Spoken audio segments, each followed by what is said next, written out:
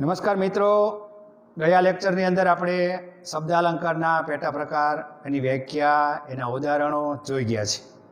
ફરીથી રિવિઝન આપણે કરી જઈએ તો શબ્દાલંકાર એટલે શું? તો કે વાક્ય કે કાવ્ય પંક્તિમાં શબ્દોની ચમત્કૃતિ હોય, શબ્દોની વિવિધતા હોય તેવા અલંકારને આપણે શબ્દ અલંકાર કહીએ. એના 4 પેટા પ્રકારની આપણે ગયા લેક્ચરમાં વાત કરી છે. એમાં પહેલો પ્રકાર છે વર્ણાનુપ્રાસ અથવા વર્ણસગાઈ, બીજો પ્રકાર છે પ્રાસાનુપ્રાસ અથવા અંત્યાનુપ્રાસ, ત્રીજો પ્રકાર છે શબ્દપ્રાસ અથવા યમક, અને ચોથો પ્રકાર છે આંતરપ્રાસ અથવા પ્રાસ સાંકળી. વિદ્યાર્થી મિત્રો, તમે બધું નોંધી લીધેલું છે. ફરીથી આપણે રિવિઝન માટે ટૂંકમાં કહીએ તો વર્ણાનુપ્રાસ અલંકાર કોને કહેવાય? તો કે વાક્ય કે કાવ્ય પંક્તિમાં એકનો એક વર્ણ યાને કે અક્ષર, વર્ણ યાને કે અક્ષર, 2 થી વધારે વાર આવે તેને વર્ણાનુપ્રાસ અલંકાર કહીએ.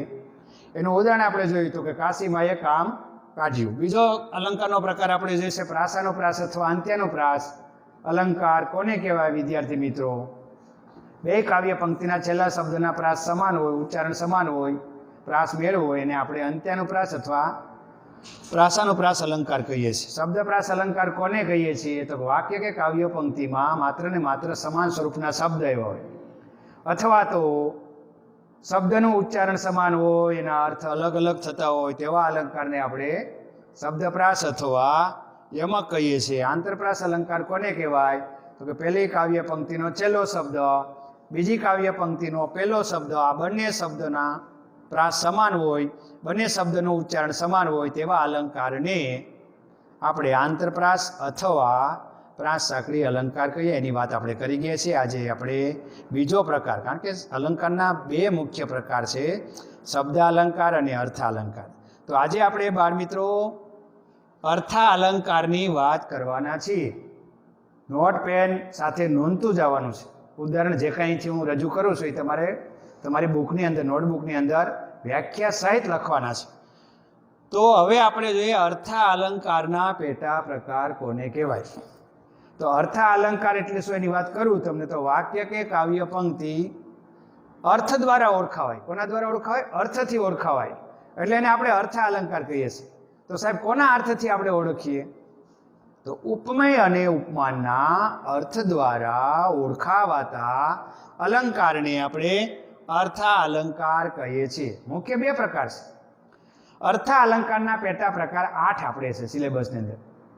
તો પહેલો પ્રકાર આપણે જોઈએ તો ઉપમા અલંકાર, બીજો પ્રકાર રૂપક અલંકાર, ત્રીજો પ્રકાર ઉત્પ્રેક્ષા અલંકાર, ચોથો પ્રકાર વ્યતિરેક અલંકાર, 5મો પ્રકાર અનન્વય અલંકાર, 6થો પ્રકાર શ્લેષ અલંકાર, 7મો પ્રકાર વ્યાસ્તુતિ અલંકાર, અને 8મો પ્રકાર છે સજીવારોપણ અલંકાર.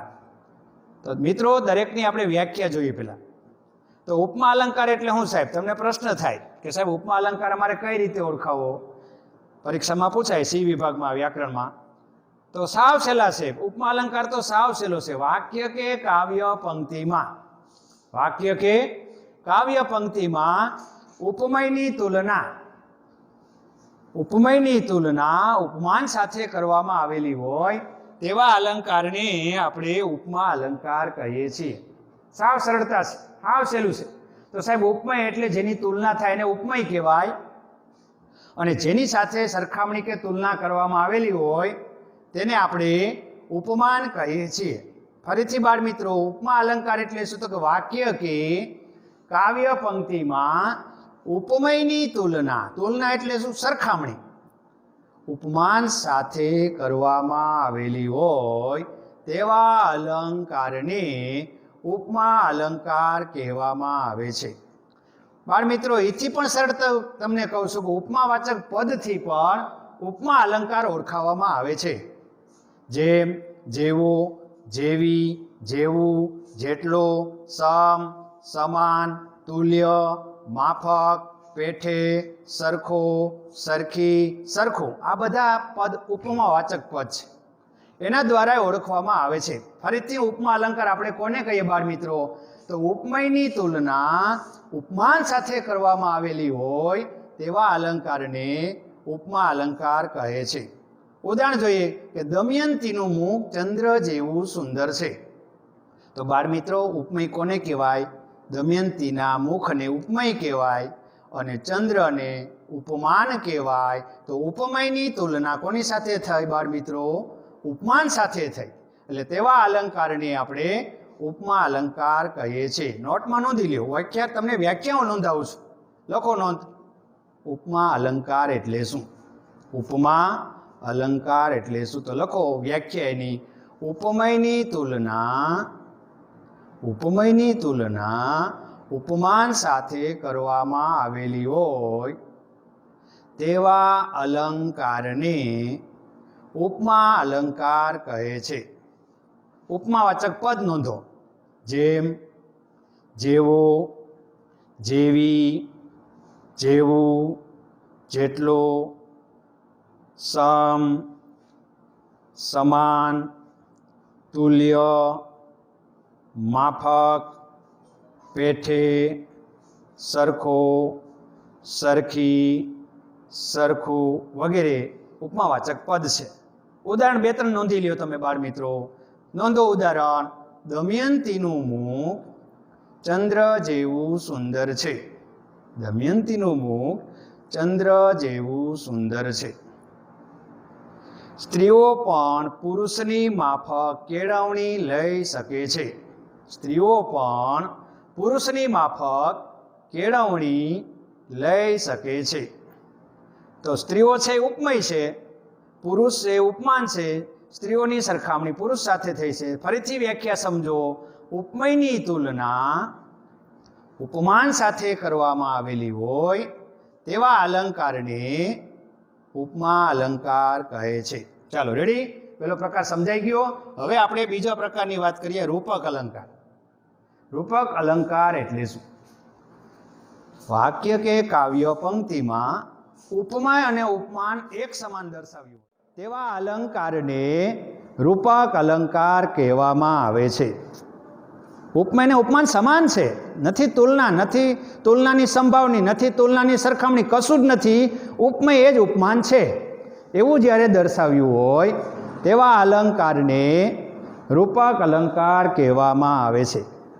આપણે જોઈએ ઉપમામાં શું હતું કે દમયંતીનું મુખ ચંદ્ર જેવું છે, ઉપમાનું ઉદાહરણ છે. હવે જોઈને આપણે રૂપકમાં લેવું હોય તો દમયંતીનું મુખ ચંદ્ર જ છે. દમયંતીનું મુખ ચંદ્ર જ છે. બપોર એક શિકારી કૂતરા જેવું છે તો ઉપમા થાય. પણ આપણે એનું રૂપકમાં ટ્રાન્સલેશન કરવું હોય તો બપોર એક શિકારી કૂતરું છે. તો બાળ મિત્રો, ઉપમેય અને ઉપમાન બંને એક સમાન એકરૂપ દર્શાવ્યા હોય તેવા અલંકારને રૂપક અલંકાર કહેવામાં આવે છે. રેડી? ઉપમામાં શું? ઉપમેયની ઉપમાન સાથે તુલના થાય. રૂપકમાં શું? ઉપમેય અને ઉપમાનની એકરૂપતા છે. હવે આવે છે ઉત્પ્રેક્ષા અલંકાર. તો ઉત્પ્રેક્ષા અલંકાર કોને કહેવામાં આવે? તો કે વાક્ય કે કાવ્ય પંક્તિમાં ઉપમેય અને ઉપમાનની એકરૂપતાની સંભાવના. સંભાવના એટલે શક્યતા, શક્યતા એટલે કલ્પના કરવામાં આવી હોય તેવા અલંકારને ઉત્પ્રેક્ષા અલંકાર કહે છે. ફરીથી બાળ મિત્રો ધ્યાન રાખજો. જો આમાં ઉપમામાં શું તુલના છે, રૂપકમાં શું એકરૂપતા છે બંનેની, અને આમાં એકરૂપતાની શક્યતા, એકરૂપતાની સંભાવના, એકરૂપતાની કલ્પના દર્શાવી હોય તેવા અલંકારને ઉત્પ્રેક્ષા અલંકાર કહે છે. ઉત્પ્રેક્ષાવાચક પદ તમે જો તો જાણે રખે શકે. હવે જોઈએ આપણે એક જ ઉદાહરણ. દમયંતીનું મુખ ચંદ્ર જેવું છે તો ઉપમા થાય. દમયંતીનું મુખ ચંદ્ર છે તો રૂપક થાય. હવે એનું ઉત્પ્રેક્ષાનું ઉદાહરણ આપણે કરીએ તો દમયંતીનું મુખ જાણે ચંદ્ર છે. દમયંતીનું મુખ જાણે ચંદ્ર છે. હવે ચંદ્ર હોય અને ન પણ હોય. બપોર એક શિકારી કૂતરા જેવું છે તો ઉપમા થાય. બપોર એક શિકારી કૂતરું છે તો રૂપક થાય. હવે ઉત્પ્રેક્ષામાં લઈએ. બપોર જાણે એક શિકારી કૂતરું છે, હોય અને ન હોય તેવા અલંકારને ઉત્પ્રેક્ષા અલંકાર કહે છે. રૂપકની વ્યાખ્યા લખી લ્યો હાલો, અને પછી ઉત્પ્રેક્ષાની લખી લ્યો. રૂપક અલંકાર એટલે શું? વાક્ય કે કાવ્ય પંક્તિમાં કાવ્ય પંક્તિમાં ઉપમાય અને ઉપમાનની એકરૂપતાની સંભાવના શક્યતા, એકરૂપતાની સંભાવના શક્યતા દર્શાવેલી હોય તેવા અલંકારને ઉત્પ્રેક્ષા અલંકાર કહે છે. ફરીથી ઉત્પ્રેક્ષા અલંકાર એટલે શું? તો કે વાક્ય કે કાવ્ય પંક્તિમાં ઉપમા અને ઉપમાનની એકરૂપતાની સંભાવના દર્શાવેલી હોય તેવા અલંકારને ઉત્પ્રેક્ષા અલંકાર કહે છે. રૂપક અલંકાર એટલે શું? તો કે વાક્ય કે કાવ્ય પંક્તિમાં, વાક્ય કે કાવ્ય પંક્તિમાં ઉપમા અને ઉપમાન બંને, ઉપમય અને ઉપમાન બંને એકરૂપ દર્શાવ્યા હોય તેવા અલંકારને રૂપક અલંકાર કહે છે. ચાલો ત્રણેય વ્યાખ્યા ફરીથી જોઈએ આપણે. ઉપમા અલંકાર એટલે શું? રૂપક અલંકાર એટલે શું? ઉત્પ્રેક્ષા અલંકાર એટલે શું? તો ઉપમા અલંકારમાં શું? ઉપમયની તુલના ઉપમાન સાથે થાય છે. રૂપકમાં શું? ઉપમય અને ઉપમાન બંને એકરૂપ દર્શાવ્યા છે. ઉત્પ્રેક્ષામાં શું? ઉપમય અને ઉપમાનની એકરૂપતાની સંભાવના કલ્પના દર્શાવી હોય તેને આપણે ઉત્પ્રેક્ષા અલંકાર કહીએ છીએ. ત્રણ પ્રકાર આપણે જોઈ ગયા. હવે આવે છે ચોથો પ્રકાર, વ્યતિરેક અલંકાર. ચોથો પ્રકાર છે એ વ્યતિરેક અલંકાર એટલે શું? તો કે વાક્ય કે કાવ્ય પંક્તિમાં ઉપમાનથી, ઉપમાન કરતા ઉપમયને શ્રેષ્ઠ ચડિયાતું દર્શાવ્યું હોય તેવા અલંકારને વ્યતિરેક અલંકાર કહે છે. ફરીથી બાળમિત્રો, વાક્ય કે કાવ્ય પંક્તિમાં ઉપમાન કરતા ઉપમયને શ્રેષ્ઠ ને ચડિયાતું દર્શાવેલું હોય તેવા અલંકારને વ્યતિરેક અલંકાર કહે છે. આપણે જોઈએ આનું ઉદાહરણ. દમયંતીનું મુખ ચંદ્ર જેવું છે તો ઉપમા, દમયંતીનું મુખ ચંદ્ર જ છે તો રૂપક, દમયંતીનું મુખ જાણે ચંદ્ર છે તો ઉત્પ્રેક્ષા અલંકાર થાય. હવે વ્યતિરેકમાં આપણે ફેરફાર કરીએ. એમાં દમયંતીના મુખ આગળ ચંદ્ર નિસ્તેજ લાગે છે તો બાળમિત્રો દમયંતીના મુખને ચડિયાતું બતાવ્યું છે. દમયંતીનું મુખ છે એ ઉપમય છે, ચંદ્ર છે એ ઉપમાન છે, તો ઉપમયને શ્રેષ્ઠ બતાવ્યું છે એટલે એને આપણે વ્યતિરેક અલંકાર કહીએ છીએ. હવે જોઈએ છે અનન્વય અલંકાર. અનન્વય અલંકાર એટલે શું બાળમિત્રો? તો કે વાક્ય કે કાવ્ય પંક્તિમાં ઉપમયને યોગ્ય ઉપમાન ન મળતા ઉપમયને જ ઉપમાન તરીકે લેવામાં આવે. દાખલા તરીકે માં છે ભાઈ, માં શબ્દ છે, તેને કઈ ઉપમા આપી? કંઈ મળી જ નહીં. માને કઈ ઉપમા આપીશ? એટલે લખી નાખો માં તે માં બીજા વગડાના વા. તો ઉપમય માં છે અને ઉપમાન માં તરીકે લીધું છે તો ઉપમયને યોગ્ય ઉપમા ન મળે. માને કઈ ઉપમા આપી? જગતમાં એ કોઈ ઉપમા માં તુલ્ય છે નહીં, માં સમકક્ષ છે નહીં, એટલે કવિએ ઉપમયને જ ઉપમાન બનાવી દીધું. માને કઈ ઉપમા આપી? એટલે માની ઉપમા મળી નહીં એટલે કવિએ માને ઉપમાન બનાવી દીધું. એટલે ઉપમયને યોગ્ય ઉપમા ન મળતા ઉપમયને જ ઉપમાન તરીકે લેવામાં આવે તેવા અલંકારને અનન્વય અલંકાર કહેવાય. દાખલા તરીકે માતેમાં સમુદ્ર એટલે સમુદ્ર, હિમાલય એટલે હિમાલય, બા ઈ બા, બાપુ ઈ બાપુ. માતેમાં ગાંધીજી એટલે ગાંધીજી, ગાંધીજીને કઈ ઉપમા આપી? ન મળે એટલે ગાંધીજી એટલે ગાંધીજી. તો જ્યારે વાક્ય કે કાવ્ય પંક્તિમાં ઉપમયને યોગ્ય ઉપમાન ન મળે ત્યારે ઉપમયને જ ઉપમાન બનાવી દેવામાં આવે, એટલે ઉપમાન તરીકે લેવામાં આવે તેવા અલંકારને અનન્વય અલંકાર કહે છે. નોંધો વ્યાખ્યાની બાળમિત્રો.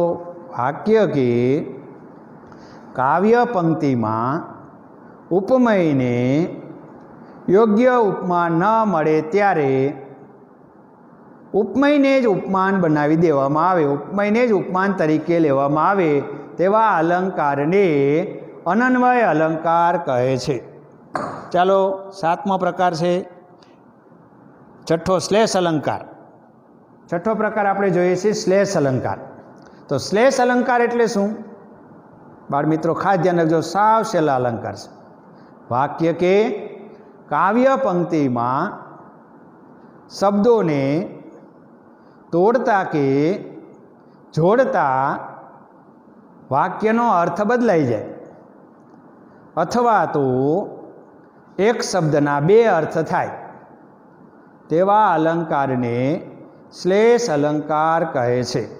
વાક્ય કાવ્ય પંક્તિ આપી હોય કે વાક્ય આપેલું હોય, એમાં શબ્દોને તોડવાથી અથવા શબ્દોને જોડવાથી આખો અર્થ બદલાઈ જાય, એને શ્લેષ અલંકાર. આપણે લખીએ દમયંતીજી વડા ખાય છે.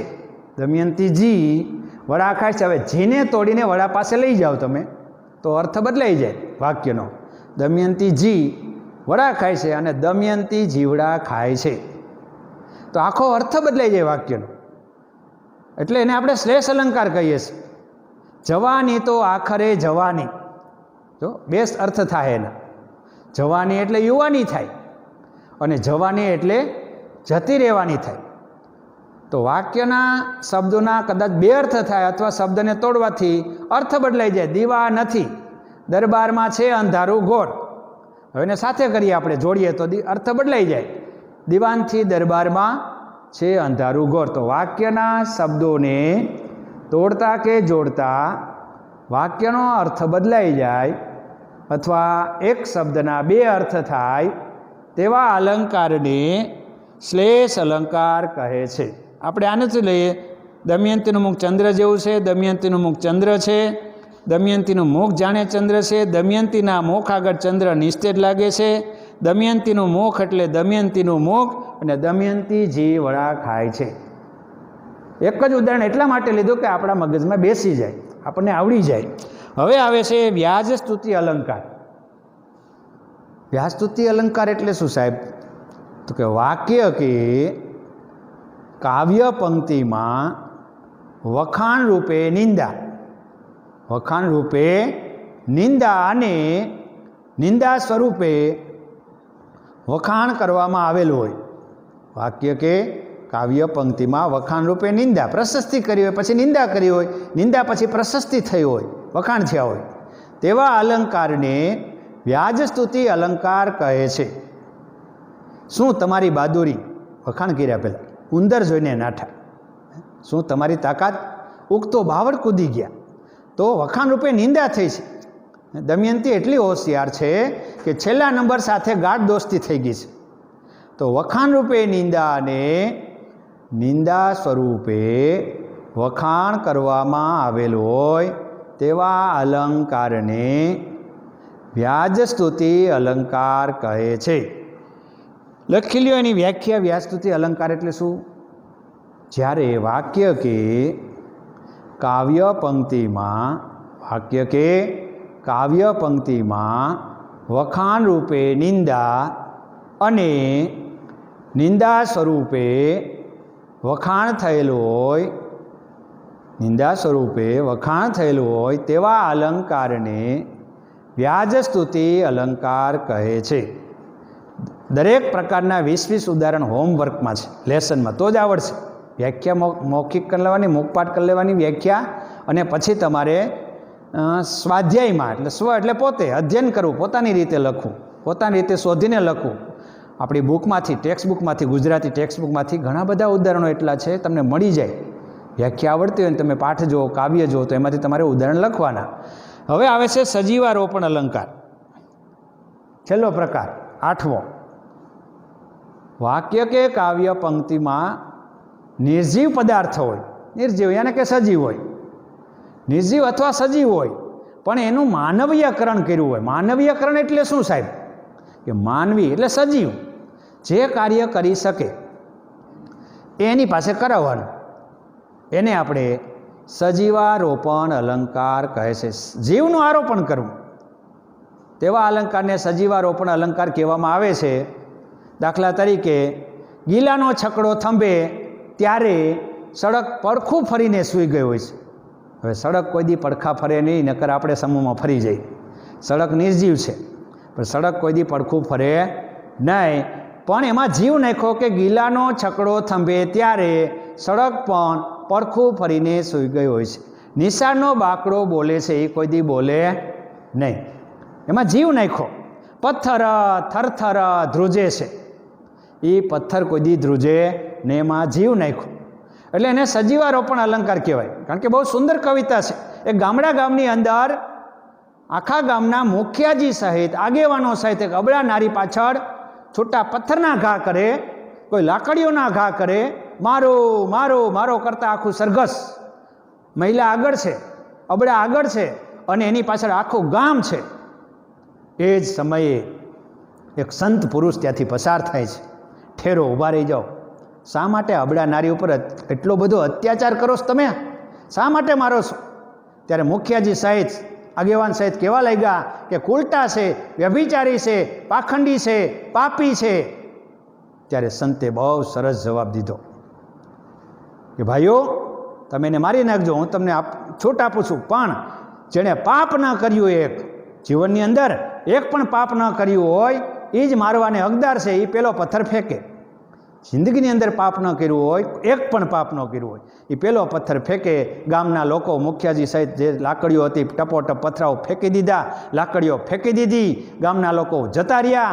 રહી અબળા રહી ઓલિયો એના ગીત કવિજન ગુંજે, રહી અબળા રહી ઓલિયો એના ગીત કવિજન ગુંજે, પથ્થર થરથર ધ્રુજે.